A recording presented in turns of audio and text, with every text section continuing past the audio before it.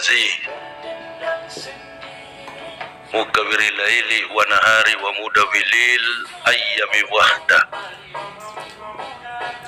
الذي جعل أول الأشهر الحرم الشرد ذي القعدة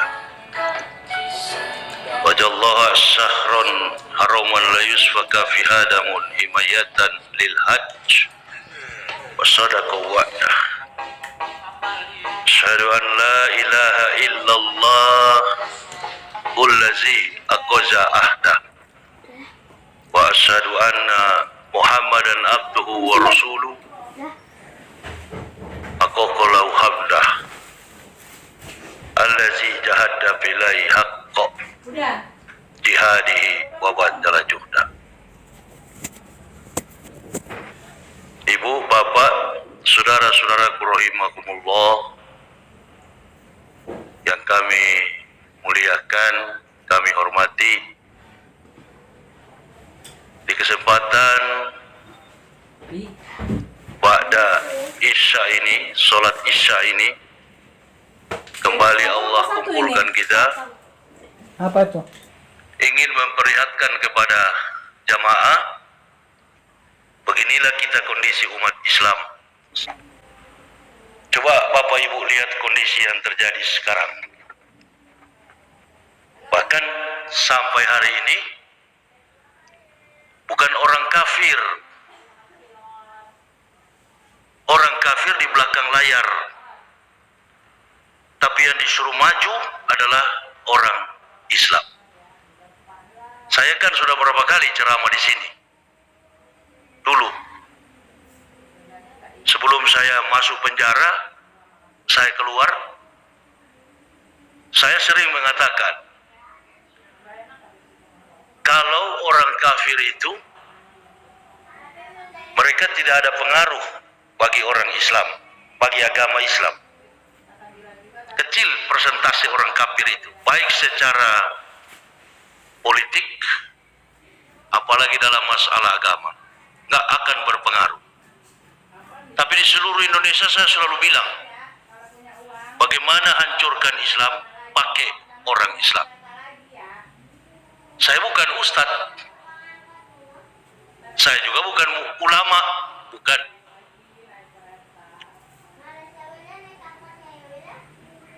Justru karena perjuangan itulah saya sampai ke penjara. Tapi tidak ada bosan-bosannya saya selalu bilang, bagaimana caranya supaya umat Islam itu terpecah belah. Sekarang terjadi. Di satu sisi, ketika kita mendapat tantangan, para ustadz tiarap. Ada yang berani bisa bicara. Alhamdulillah, UAS masih bisa. Saya karena orang yang diberi hidayah. Katanya ayah, katanya pernah jalan-jalan kan. Ini Panji Gumilang yang iblis tua ini kan. Emang naik angkot. Kita hanya bikin masalah sedikit, dianggap penista agama. Tapi saya nggak terbukti dalam pengadilan, saya bebas. Dan dalam penjara pun saya menolak semua orang Islam untuk bela saya. Wallahi. Bekas makan dia. Egy Sujana sampai datang ke rumah saya. Katanya nyempratin rumput yang di sana. Saya tersinggung, Ustadz tolak saya jadi pengacara. Loh, kapan pernah saya pakai orang Islam bela? Emang ada panda juga ya? Perjuangan saya hanya bergantung kepada Allah dari dulu. Ya, jalan kakinya. Langsung pulang. Jadi saya bilang, polisi pun memberikan pengacara, saya tolak. Saya nggak suka mengandalkan manusia. Jadi ibu bapak kita berdoa saja. Saya mungkin nggak panjang, 5 menit lagi saya berhenti. Kita berdoa bersama, minta pemimpin terbaik bagi bangsa ini. Kita minta pemimpin yang betul-betul memihak kepada Islam, kepada kita. Kita jangan pernah sombong, takabur,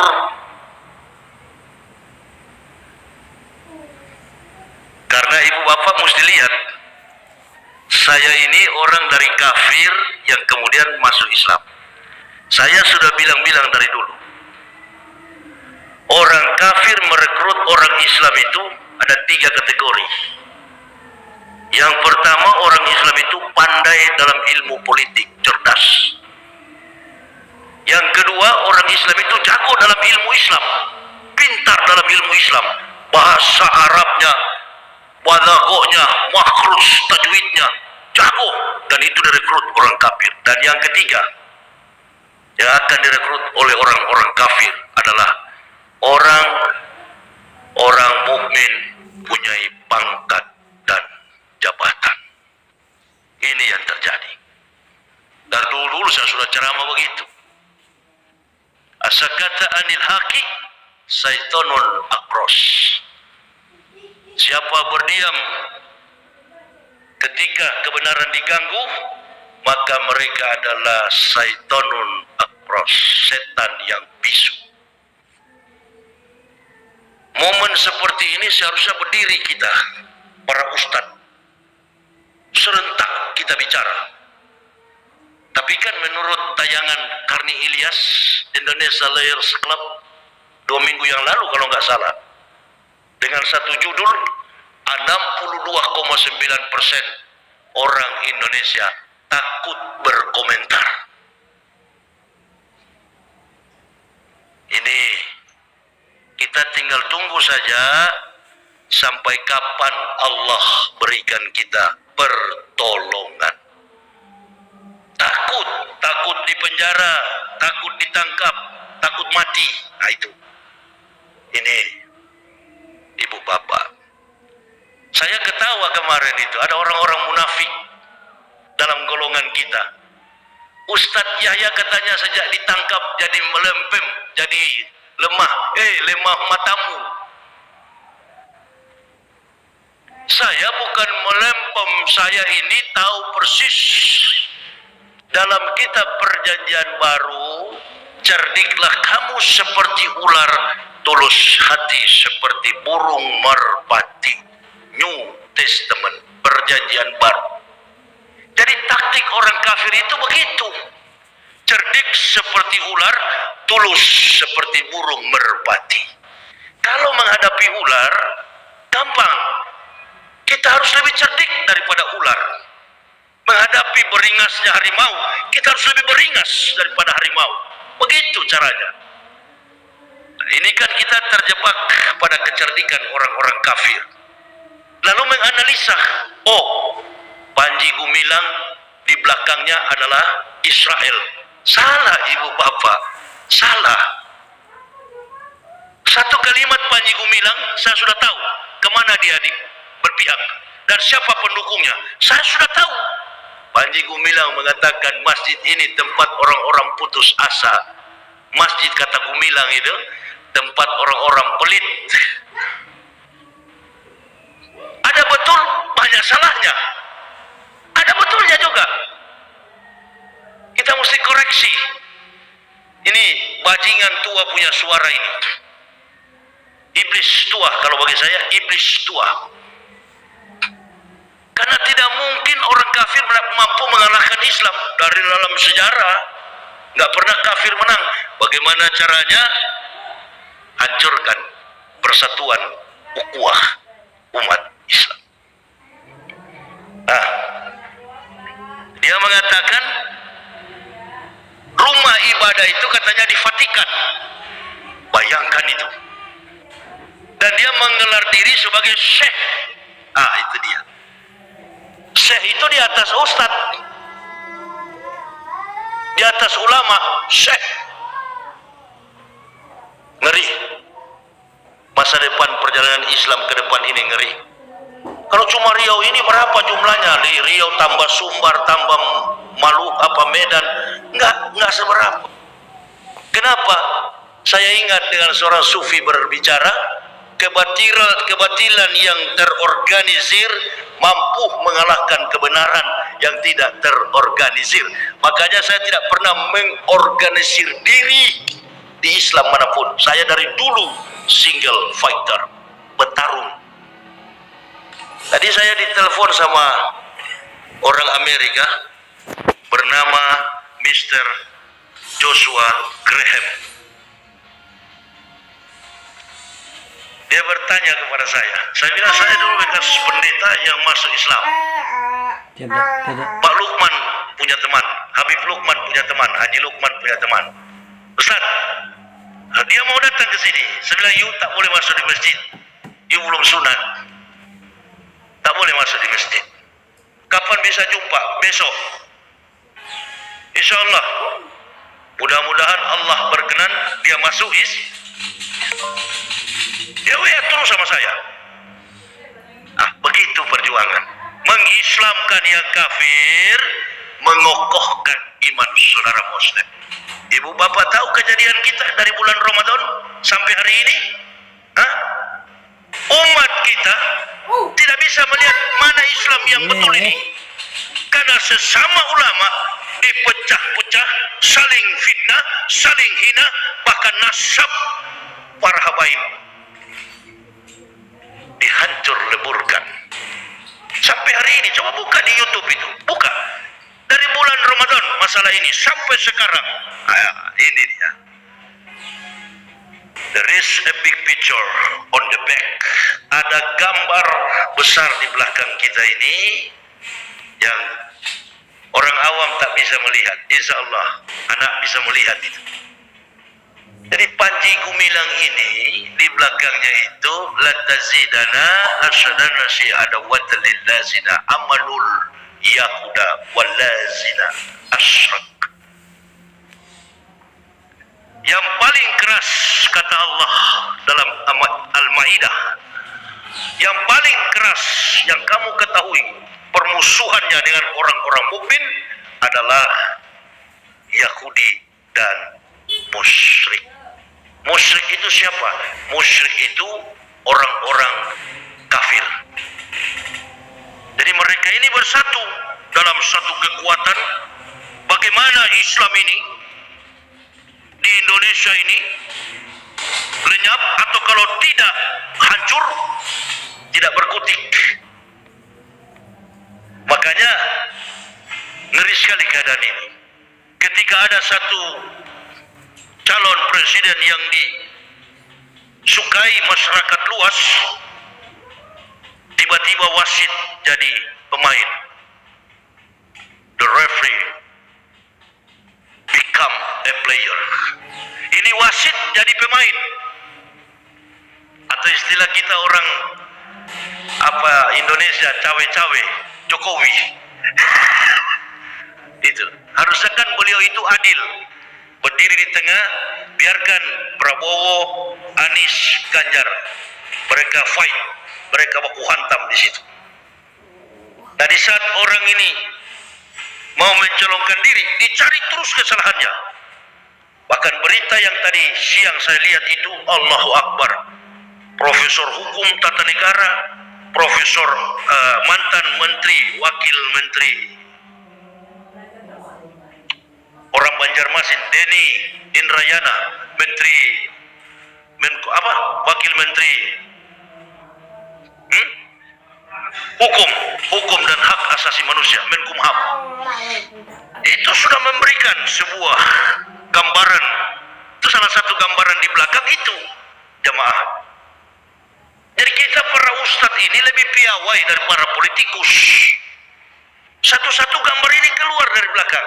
Apa-apa itu. Nah, kita tidak. Ada yang punya spesialisasi, punya kompetensi di bidang hukum, di bidang politik, di bidang ekonomi, di bidang pertahanan keamanan.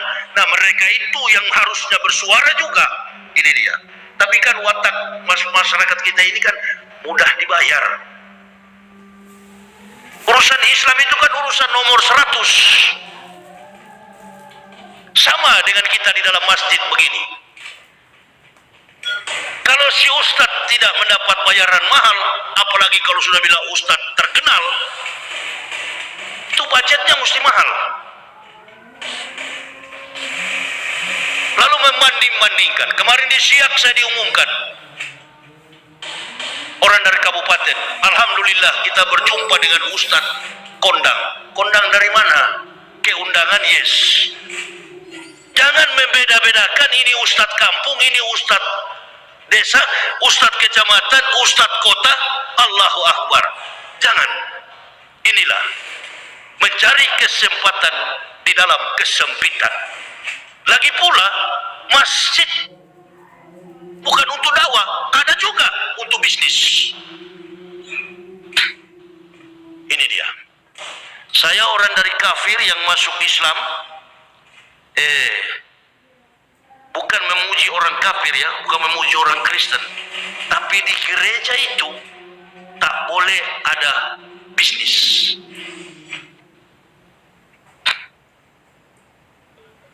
Setiap derma-derma yang diberikan dalam gereja itu, si pendeta ini sudah digaji tiap bulan, dibayar oleh sinode. Udah Bilal, udah login. Begitu. Nah, lalu si Panji Gumilang ini mengatakan, coba kita belajar Bible Kristen, kita belajar perjanjian lama dan perjanjian baru. Dia tidak tahu bahwa perjanjian lama dan perjanjian baru itu bukan Injil. Kalau dalam studi teologi Kristen itu disebut dengan tenak. Tenak. Tenak itu Torah, Nebiim, Ketubim. Torah itu adalah 5 kitab Taurat. Nebiim itu adalah kitab nabi-nabi kecil. Ketubim adalah kitab nabi-nabi besar. Ini Panji Gumilang, coba panggil dialog orang-orang yang mantan-mantan kafir seperti kami ini. Untuk kita dialog. Anda bicara tentang Bible Kristen, itu bukan Injil. Saya buktikan di pengadilan kemarin.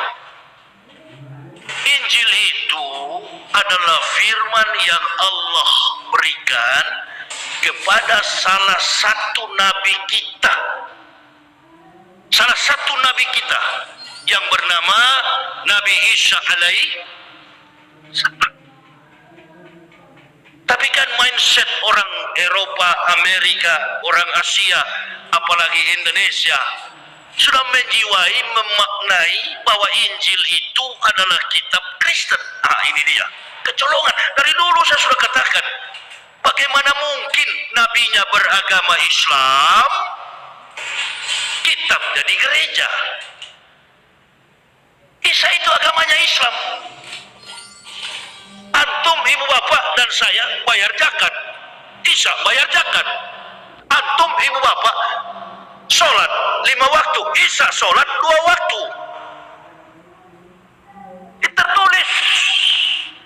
Tertulis dalam Al-Quran. Qala ini Abdullah atani al-kitab wa ja'alani nabiyah wa ja'alani mubarakan aina ma kuntu awsani bi sholati wa zakati madumtu haya. Jadi Isa itu sepanjang hidupnya sholat dan membayar zakat. Isa itu sholat, Isa nabi kita, komplain, Isa nabi kita, nabi orang Kristen plus Tuhan orang Kristen adalah Yesus Kristus. Lakum dinukum waliyadin. Entah Yesus Kristus itu ada atau tidak, yang penting itu adalah Tuhan Kristen, bukan Isa. Isa itu nabi yang paling istimewa, yang merisalahkan datangnya Nabi kita Muhammad Sallallahu Alaihi Wasallam. Nah, ini Panji Gumilang lupa. Oh, kadang-kala kata Panji Gumilang, kita mesti belajar kitab Kristen. Sampai kata haleluya dia sebutkan. Haleluya itu dalam bahasa Indonesia diartikan pujilah Tuhan. Haleluya. Itu. Dia bilang itu katanya kata-kata orang beragama, orang bertuhan. Allahu Akbar. Terus bagaimana? Anda seorang profesor, Anda seorang pembimbing akademik di institusi pondok pesantren Al-Zaitun. Berarti Anda bukan pemerintah, Anda bukan seorang pejabat negara, Anda adalah seorang ulama, Anda adalah seorang pendidik agama. Harusnya Anda mesti membatasi diri, cukup pada hal teologis, jangan masuk pada substansial eksekutif. Biarkan nanti pemerintah yang urus masalah itu. Tapi dia masuk campur dan mengatakan kita harus beriman kepada kitab-kitab ini, kita harus pelajari, kita harus baca. Injil itu. Injil itu nggak ada manuskripnya, tak ada teori kitab aslinya. Di mana bisa dibuktikan? Ada profesor Kristen dan Islam yang kira-kira mampu membuktikan naskah asli Injil. Adakah tidak? Tuh imam baca tadi, Bapak tahu nggak? Di Al-Quran yang dia baca tadi, imam tadi baca. Hah? Apa yang dikatakan tadi dalam Al-Quran? Katakanlah kami beriman kepada Allah. Apa yang diturunkan Allah kepada Ibrahim, wa Ismail, wa Ishak, wa Yakub, wal asbati, wa ma utiya Musa, wa Isa, wa ma utiya Nabiyun min rabbihim la nufariqu baina ahadin minhum wa nahnu lahu muslimun. Jadi antum dan saya jadi muslim karena beriman kepada semua kitab yang diturunkan Allah. Mana kitab-kitab itu secara manuskrip, mana kitab itu dalam bentuk buku, mana kitab itu dalam bentuk teori. Itulah Al-Quran. Itulah Injil, itulah Taurat. Kalau bilang Taurat asli, di mana ada? Nanti datang Nabi kita Muhammad sallallahu alaihi wasallam, barulah itu terbukukan. Di dalam ada Injil. Jadi ketika ibu bapak bacakan ayat yang seperti dibacakan tadi oleh si imam, itu adalah rentetan historik.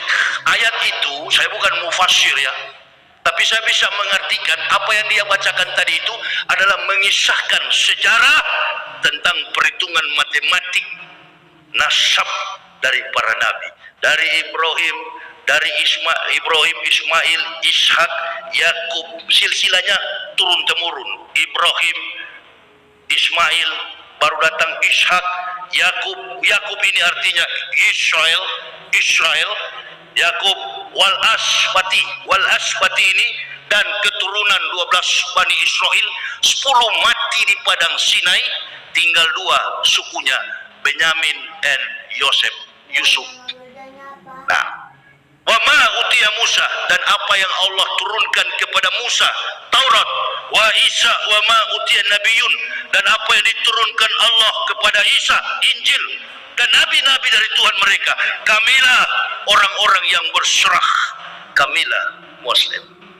Panji Gumilang mungkin nggak sampai di ayat itu. Inilah kalau orang Islam yang terlalu pintar, Allahu Akbar. Antum jangan sombong, mentang-mentang antum kuasai bahasa Arab. Bibi saya di Purwakarta sana jago bahasa Arab, tapi dia bukan ustadz.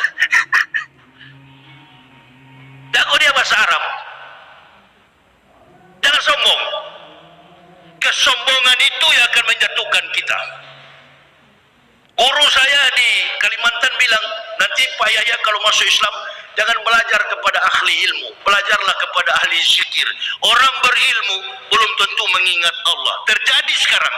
Tapi orang yang berzikirullah, berzikir kepada Allah, zikrul maut, mengingat mati, adalah orang yang berilmu. Terjadi semua. Kafir merekrut yang pintar.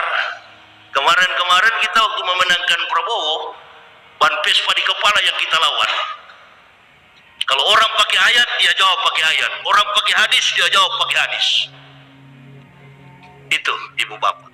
Jadi kita berdoalah saja, mudah-mudahan Allah hadirkan pemimpin terbaik dan agama ini dan menjadi agama yang tegak di masa akan datang. Dan doakan juga kami pribadi, ibu bapak, agar kami tetap sehat, diberi umur untuk menegakkan agama ini. Karena tidak ada lagi yang mau bicara-bicara begini. Pada tiarap, takut. Jadi seolah-olah negara ini yang punya. Itu ibu-ibu hadir itu. Dan nenek-nenek juga satu itu. Di mana-mana selalu ribut. Mengatakan ibu-ibu itu suka-suka ngaji. Ya memang ibu-ibu muslim mengaji. Dia punya pegangan lil mar'ati syir'ani al-khobri wal jauj. 2 ancaman bagi perempuan, begitu kan? Ibu-ibu begitu kan? 2 hal penting bagi wanita. Yang pertama adalah kubur, yang kedua adalah zauj, suami. Jadi perlu mengaji. Untuk apa? Untuk memahami tentang kubur dan perintah suami.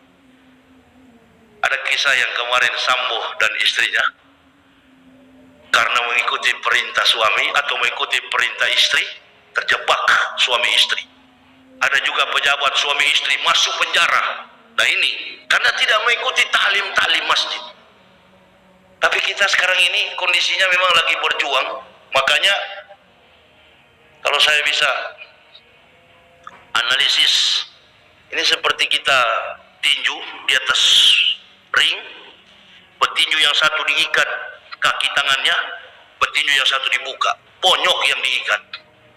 Begitulah kondisi negara kita. Satu kandidat berkeliaran kemana-mana, yang satu dipantau dan ditekan habis-habisan. Itu yang dikatakan Denny Indrayana, Profesor Denny. Itu bukan argumen biasa, profesor yang bicara ilmiah, profesor yang bicara, doktor tentang hukum. Beliau sudah berbicara. Kita berdoa, mudah-mudahan ya Allah ini tidak terjadi, menimpa. Jadi saya kira itu ya jemaah. Pokoknya kita berdoa dan jangan lupa juga kita selalu bersatu, minta kepada pihak yang berwajib dengan doa kita supaya Panji Gumilang ini ditangkap, dipenjarakan. Kami dipenjarakan hanya dituduh oleh kafir dan munafik menista agama, tapi di depan hakim kami walaupun tak ada menolak pengacara, kami menang. Kami menang atas pertolongan Allah Subhanahu wa Ta'ala. Gak pernah saya pakai pengacara. Saya kemana-mana juga berdakwah nggak pernah pakai pengacara, pakai apa itu pendamping. Dari dulu saya bertiga, istri anak. Jadi kita doakan supaya polisi cepat tangkap, masuk. Dia ini si Panji Gumilang ini sudah sering masuk penjara. Rupa-rupanya dia residivis.